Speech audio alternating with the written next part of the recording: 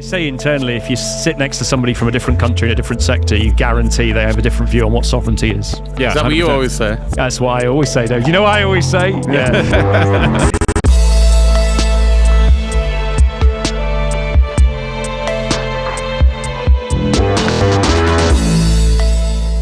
Welcome to Cloud Realities Live, an original podcast from Capgemini and co-sponsored this week by AWS. And we are live from the Venetian in Las Vegas at AWS reInvent 2025. I'm Dave Chapman. I'm Esmee van And I'm Rob Kernahan. And I'm delighted to say that joining us for today's conversation is Tim Murnin. He's Head of Industry and Partner Strategy at AWS. Hey Tim, how are you doing? Good to see you guys here, and excited to talk about reInvent and a lot of things that are happening in the cloud and with AI. Well, it is great to see you. Thanks for making time in what I'm sure is a pretty busy schedule this week. It is jam-packed. Yes. And I'm sure you guys are feeling the same thing. I mean, we have a producer. Oh, here we go. And he's brilliantly booked us 5 recordings. Today's only 3, which is fine. That's about right. It's about what we normally do. We feel good about 3. Enough time to sort of prep. Get ready for the next one, have a bit of energy for it, that kind of thing. 5 tomorrow. Producer's role is always to make sure that the talent doesn't screw up his plan, so it's good to know. Don't tell him. Yeah. So he was deliberately looking away then when you said that. He looked away also. You may not want to use the word talent next time when you... No, I quite like to be referred to as that, don't you? Have you not been referred to as that before? It's just lies, David.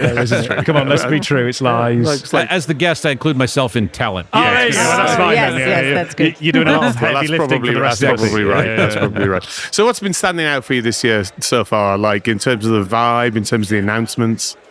It's interesting coming into today because there's so much around the economy, around geopolitics that I think has a lot of people just nervous and uncertain. So I wasn't quite sure what to expect coming in. But when you walk into the conference floor, when you see the number of attendees, it's incredible. The growth of number of attendees we've seen, the questions people are asking in terms of what's happening in AI, what's happening in the world out there, and how is that factoring into what we're doing with customers and partners and growth. It's really exciting. So I was not quite sure what to expect ramping in today, and then coming in yesterday and today, it's just been incredible. A very interesting point you make there about context. And one of the things that we've been observing about, certainly in terms of other conferences that we've been to recently, and the beginning of today's announcements, and we are in day 1, so the world could change in the next few days in terms of announcements anyway, is a theme of maybe not announcements that are big world-changing things like some of the advent of AI stuff we had a year or 2 back, but more a very serious doubling down on scaling, how to manage it, sort of a deeper look at security implications and how to deal with that. Is that fair, or have we missed anything? No, I think you captured it really well. I think what you heard from Matt in his keynote today was a lot of focus around how to enable strategic vision that people have started to build over the last couple of years. Right. So it is amazing when we think about like AI. ChatGPT is still that exploded on the world barely 3 years ago. And so companies were spending a lot of time with POCs and trying to figure it out. But the things that Matt talked about today in terms of AWS Transform, that we had kind of that crazy explosion launch of yesterday, and talking about migrating, getting away from tech debt, to a lot of the security-enabled transformations that we're trying to do. I think that's where you see customers, particularly at scale now, trying to say is, okay, I understand the possibility of AI. What I need to know is how to make that real in a corporate environment that might have 100,000 employees, and it might have 10, 20, 50, 100 years of legacy that I have to look at managing responsibly. And I'm not just going to turn the whole company on a dime, but I do want to use AI to transform the company and enable where I'm going to grow in the future. So how do I get serious about that now? Maybe just for the listeners who haven't read about it yet, maybe tell us a little bit more about AWS Transform. Yeah, so this is really exciting. So I think one of the things that customers have wanted to do for a long time is figure out, how do I migrate into the future, but I still am anchored by the mountains and legacy of tech debt that I have to deal with. I've got mainframe applications, I've got AS400 applications, I've got long things that are not just legacy COTS data, but it's all my custom code too. So AWS Transform helps you to migrate that work using AI agents at a much faster and much more accelerated level than we've had before. So that level of not being tied to tech debt and tied to where things are before is what Transform is all about. And is it a technical solution, or is it a series of offerings that kind of help with the sort of no pun intended, but the transformational movement itself? Yeah, it's both. I think to say it's not technical is not true, but it is a series of offerings that helps people look at what is their custom code they need to transform and migrate, what is their mainframe migration that they need to have strategy to, and what are their other systems as well. So it's that Transform actually has multiple offerings underneath it that addresses customers where they're at and that transformation journey. Well, we'll return to customer transformations and your day job a little bit in a second. But before that, some pretty good news, I'd say. You know what it is? Hang on. It's been a good couple of hours since we recorded last time. And nobody's spilt anything. As far as we know. As far as we know, yeah. So we've Was that strategic that they didn't give me water or anything to drink? Let's not let this idiot spill us up. No, it's the reason why Marcel is far behind you. For your awareness, safe. Marcel threw a cup of coffee all over Ez this morning. Someone threw a glass of wine all over the table at dinner last night. Oh, also. Well, that wasn't me, though. That wasn't me. It was not me. I'm sure it wasn't the other way around. The glass of wine was this morning and the coffee was last night. I would prefer it that way would explain a lot. That would explain a lot. Esmee, what's standing out for you at the moment? So what really stood out for me today is how strongly AWS is leaning into agentic, but mostly the autonomous part. Yes. With the Bedrock agents, policy-driven guardrails. I think that's amazing. But what it comes up is, are teams ready to really work autonomously? It's that, oh no, it's the leadership. Oh no, we should let the teams do it themselves and act on whatever they think is best. Now the technology is there to really drive that. But are the people and the teams really ready to work with that? To do it. Yeah, I think that's fascinating. So technology used to be maybe the blocker.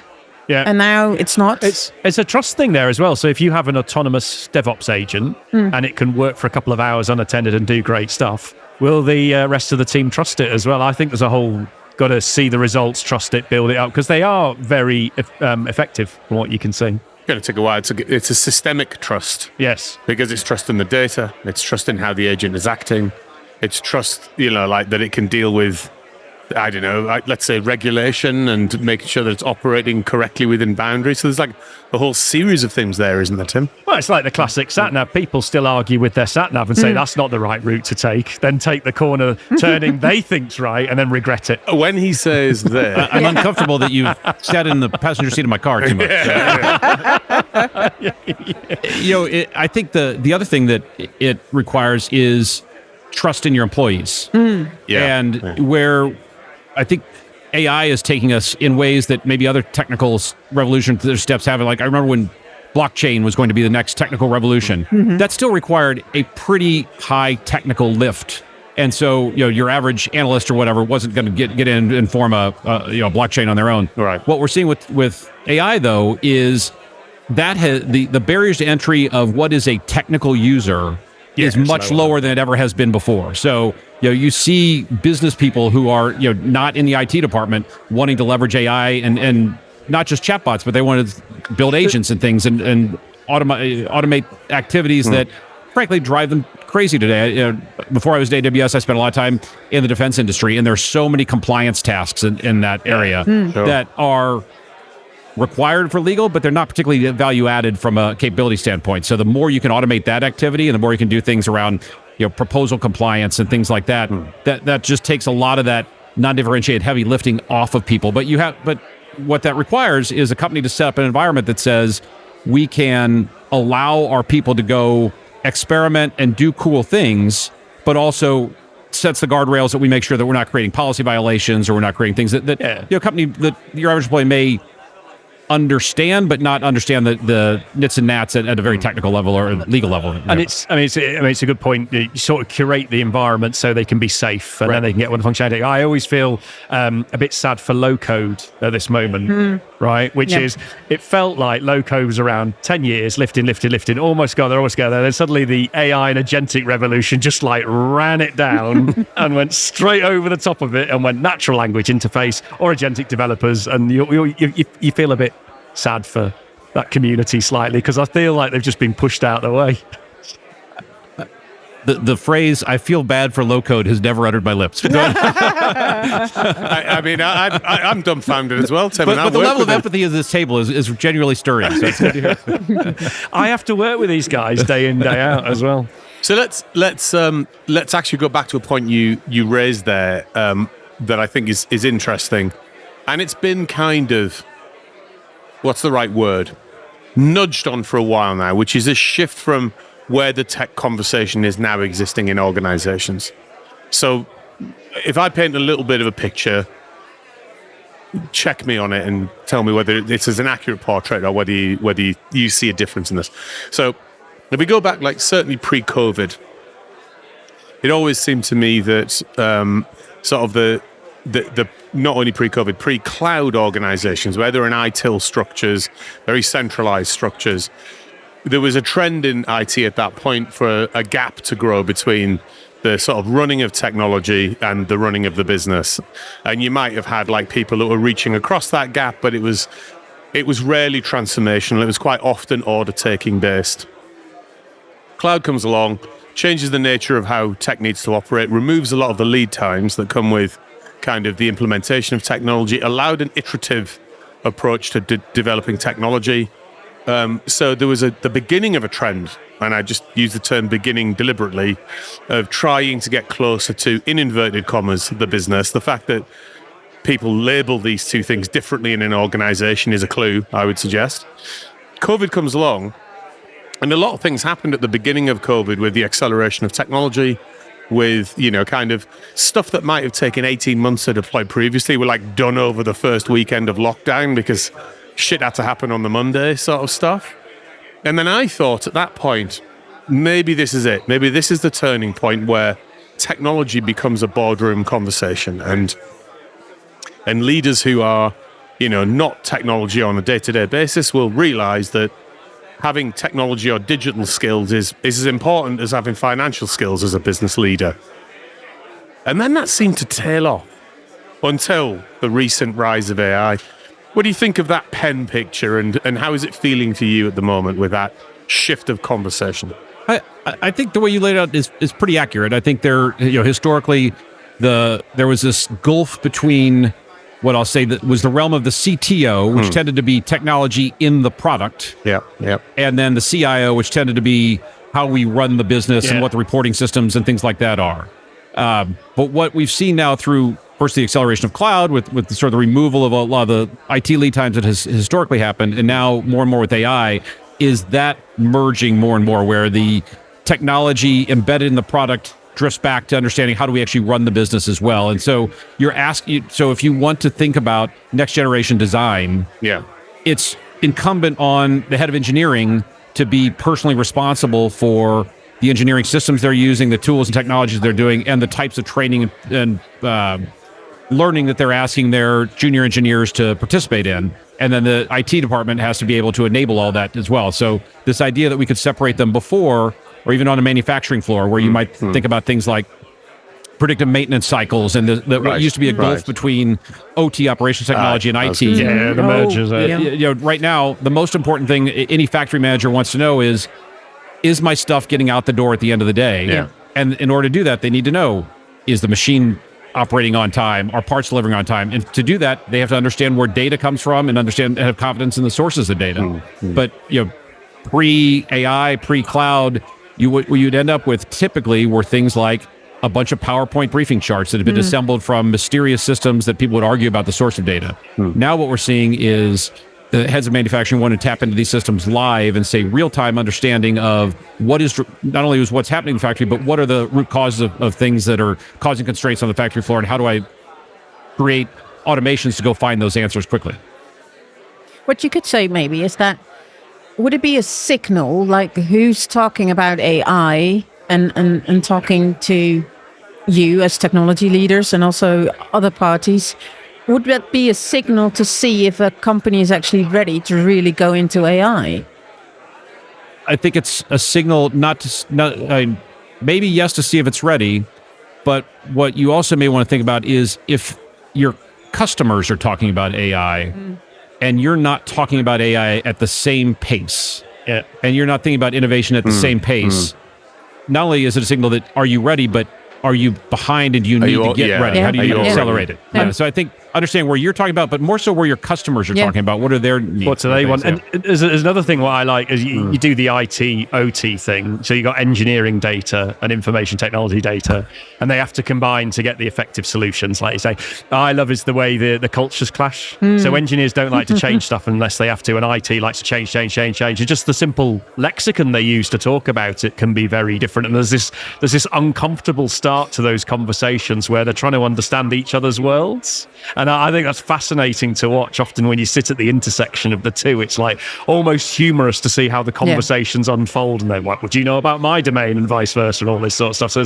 that whole human relationships where worlds collide. As soon as they see each other's strength and how they need each other, that's where the magic happens. They know when they collaborate, it'll get a lot better. And I think the thing about AI that changes things is historically, and again, speaking as an aerospace guy, a lot of those conversations were very functional. Engineering would have a conversation with engineering about things that needed to change or whatever. Manufacturing would have its conversations. Supply chain would have its conversations.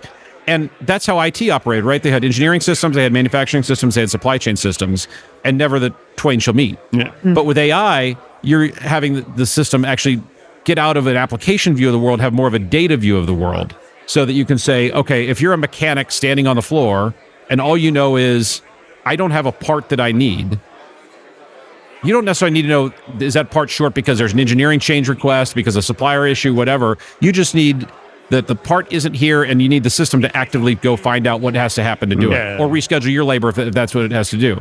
And those conversations aren't functional, they're cross-functional. And AI is enabling those in ways that other systems haven't. And this is something that Dave's quite passionate about, but the death of big transactional systems. So you've got the data, you've got the AI over the top, and now you don't see the boundaries of the transactional systems. It's all orchestrated very, very differently. And I think we're waiting, or we discuss it a lot on the show, where we're sort of waiting for when is the first big change in these large manufacturing type systems going to shift, so then it's data and AI and it's not some big heavyweight hard-coded algorithm that goes in. Yeah, and I think one of the solutions we're working with, for example, in a couple of aerospace companies, is exactly this, where the typical 6 a.m. meeting on the floor of a factory tends to be a bunch of people standing around a whiteboard showing what the metrics were yesterday and what we need to work on today. And what we're doing with a couple of these companies is putting together a AI-driven system that unifies MES, ERP, supply chain data, health and safety data, labor recording data to say, what is universally happening in the factory? How do I know, did I win the day or not? Did I produce what I said I was going to do? Am I running at cost? Not? And then what are the system recommended paths to resolve issues where I don't have clear answers today? Going back to a point you made in terms of the speed of adoption, where you talked about it being an organization's customer that sets the speed of adoption. It's a very interesting, interesting point, because previously the way I was holding it was that the tech innovation was setting the rate of adoption. And I would have argued probably that there was an adoption lag, because technology innovation is running at such a fast clip at the moment that it can be more difficult to move that quickly in a customer organization. But the idea that the customer is also part and parcel of that dynamic is pretty interesting. But I wonder what your take on is where the adoption lag is at the moment. Do you see as, I know there's lots of talk about moving to scale, managing infrastructurally around agents, those sorts of things, which inevitably are going to happen. Are you seeing much of it yet at real scale? And if not, is it 2026 where we sort of hitting the sort of scaled implementations that Rob was talking about? I think we're seeing it in a wide spectrum, where we have some customers that are going all in and saying, how to be as aggressive as I can, and people like Anduril in the defense space, for example, who are creating a whole new world of defense tech and creating products at speed that we haven't seen in that world in a very long time. Right. And that's being driven a lot by what has been happening with the Pentagon for the last 3-4 years, frankly, in terms of driving people to the cloud, driving people to AI and things like that. Where we see a little bit of a laggard is where companies spend a lot of time worrying about governance. And not that governance is important, because you do want to understand that, but when companies still approach AI from we need to think about things from a central managed department standpoint, right. as opposed to allowing innovation to happen, as close to the coalface as possible, it is where we see a little bit of what we call laggard or pushback, because you want to enable the workforce, you want to enable people to do things, because we're still, like I said, in very early days of this, where a lot of what's happening in the experimenting world is going to flush out and become best practices, and some of it will flush out as being bad practices, frankly. But you don't want to constrain that too early. And the companies that are operating from a fear-based position as opposed to an opportunity-based position is where you see a little bit of a laggard right now. I see. And again, just sort of coming full circle on the conversation for today, maybe, that shift of conversation to business owners now having a perspective on it versus the IT organization pushing it on them, if you like. Yep. When did that shift happen in your mind? And do you think it was the same driver, like the customer needing it, or do you think it was like a light bulb moment that changed the dynamic there? I'd say the shift is still ongoing, so I won't say the shift has 100% happened yet across the board. Yeah.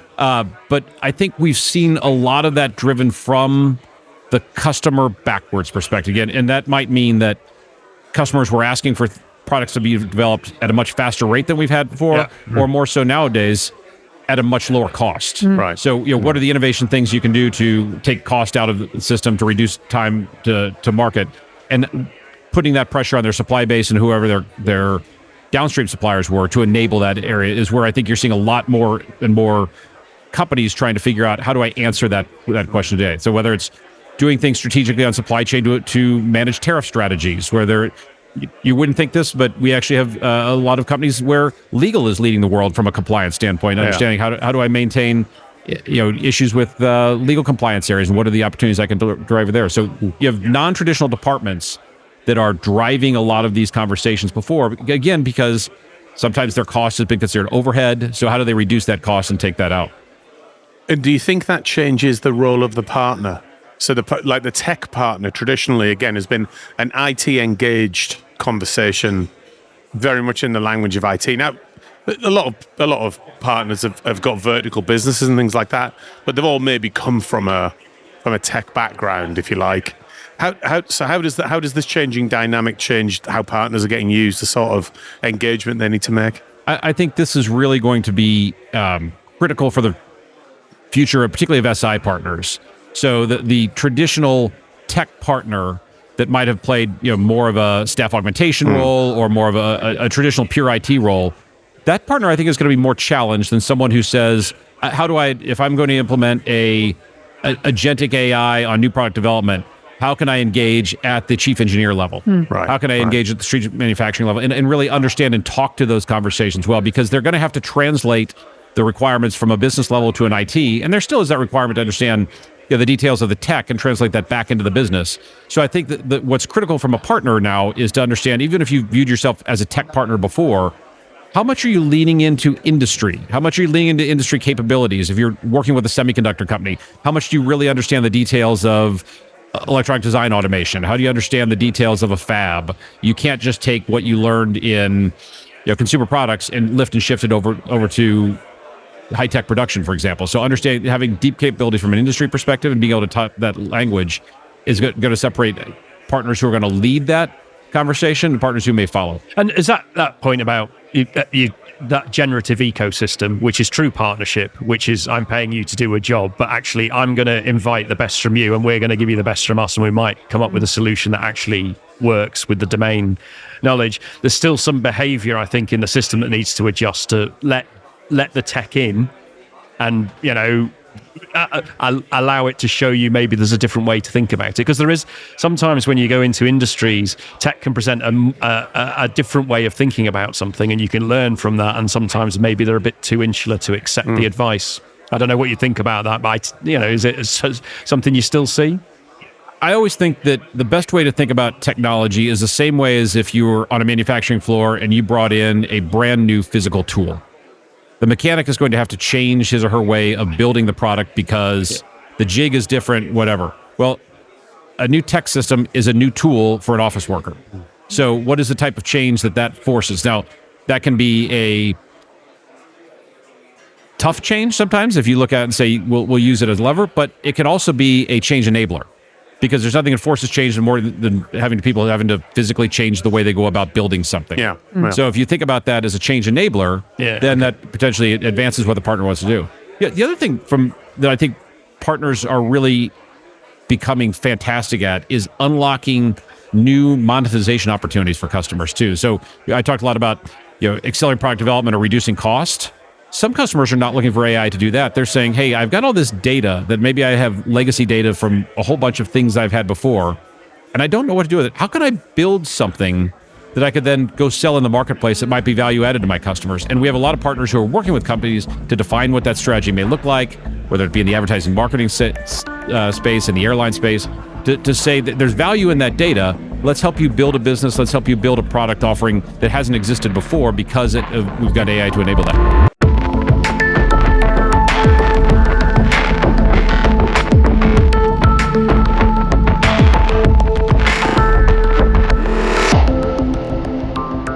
Well, on that note, Tim, let's bring our conversation today to a little bit of a close. So thank you for spending some time with us and giving us your insights. Thank you for having me. Now, one of the things we've been doing with all of our guests over the last few weeks at these conferences is observing on the intersection of fact and fiction a little bit. Like when you go down onto the show floors, just the sheer amount of new technology would have had a home in a 1970s sci-fi film, for example. So we're wondering, does anything stand out for you in the world of sort of tech fiction, whether it be movie or TV or book or whatever it might be, that resonates as either a good depiction of technology or more hilariously, a bad depiction of technology? Well, I'm an aviation geek, so even when I was at Boeing, the number of people that I had run into that grew up dreaming of inventing the flying car. Oh, don't get him started on flying cars. No. This is one of my favorite subjects. This is not teed up either, I hasten to add. Right, go for it, mate. God. I've got a lot to say on this subject. And the number of times I had the same reaction as Esmee to you, is like, oh God, here we go again. This is going to be another sinkhole for $1 billion. But what we're seeing now is, with the reality of that coming, we have companies like Joby, like Archer, like Beta Technologies that are actually flying these new urban air mobility vehicles, and they're all doing it based on the digitization of engineering technology in the cloud, the utilization of autonomous and AI technology that we haven't seen before. And they're making that not only technically feasible, but they're also making it cost feasible for it. So these companies are getting ready to launch and be certified in the next couple of years. So it suddenly is taking a Jetsons example and saying, okay, now we've got some real product here that's going to be very cool. Now, Dave wants a car that looks like the Fifth Element taxi or the Jetsons. I keep explaining to him, physics requires rotors or jet engines to give thrust. And he gets all upset at this point. Now relax, Robert. Here's the thing, right? So, like, I'd love to see some pictures of those. Maybe you can send me some links to that. But yes, slightly to Robert's point, a bad-looking helicopter is not a flying car. No. Like, we were at a conference a couple of years ago, and it wasn't this one, it was MWC. It was MWC, yeah. And there was this big sort of hoo-ha on the show floor about this company who had a flying taxi. It was a flying taxi. Yeah, that's right, flying taxi. So it's like, we made an effort to go over and have a look at this flying taxi, and it's like, it's as if you'd given a child a piece of paper and said, draw a helicopter. It was ridiculous. It was not a flying car. So in your head, flying car looks like a car, right? I think, Dave, you need to change your paradigm to what a car looks like. Not going to do that. Oh, Dave. I reject the thesis. I've seen Blade Runner. Why is this car in Blade Runner called a spinner, Robert? I don't know, Dave. Because it's a drone. Yes, but it's like that. It's got a spinner in each corner. That's how the thing functions. That looks like a car. you see, when you're working with David, he won't accept reality and what's physically possible, and he has very high expectation. Now, can you imagine him as the lead product designer in the flying car division of some aerospace organisation? He caused people to cry. I'd be like, go back until you've got something that looks more like a car. It's not a flying car, that. There's a world for perfectionists in the world out there, so it's good to see. But check out the offerings out there from Beta, and Archer has a product called Midnight, and Joby's flying taxi they're pretty cool looking vehicles, and they're doing some pretty cool things right now. He has high standards, I think, Want to dive deeper in today's topics and what they mean for you and your business? Drop us a line at cloudrealities@capgemini.com. We're all on Substack and LinkedIn, so connect, DM, and send us your questions for future episodes. And hey, don't forget to rate, review, and subscribe. It really helps us improve the show. Big thanks to Tim, our sound and editing wizards Ben and Louis, producer Marcel, and of course you for tuning in. See you in another Reinvent Reality soon.